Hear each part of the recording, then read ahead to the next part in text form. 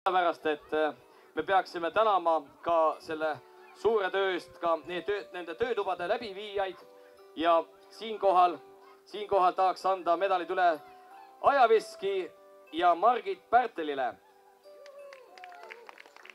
Ta pidi ära minema kahjuks. Aga Rutt Aguraiuja, kas on olemas siin? Ma loen nimesid ette, kui te olete siin, tulge jookske siia. Angela ja Annela Rämmeld. Angela ja Annela Rämmeld. Merike Paverits, palun tule ka sina siia. Teda ei ole siin praegu. Pille Trumm. Pille Trumm. Tulevad sealt tagant, tulge mudina siia. Hardi Sander Luik. No see mees oli, kas oli see mees, kes meil siin terve päev maadles kivadega?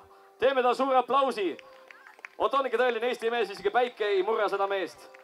Raske haarem käes ja võitleb suurte maakividega. Tuli kaugelt Viljandist, et meile õpetada, kuidas siis kive lõhkuda vastavalt oma tahtele.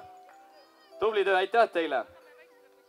Margit Reinkubjas ja Leho Laaser.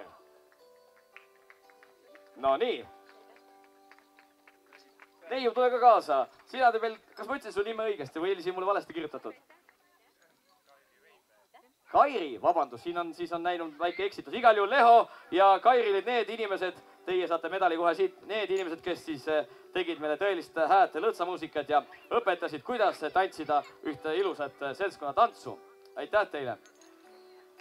Ajaloo tunni eest hoolitses meil selline mees nagu Janek Safranovski. Kahjuks ka teda praegu vist ei ole enam siin, sest tema pidi Kaeras sõitma. Aga tahaks tänada veel Piret Kõõra, Maris Tootsi ja loomulikult võistluste läbiviijat Monika Kallastet.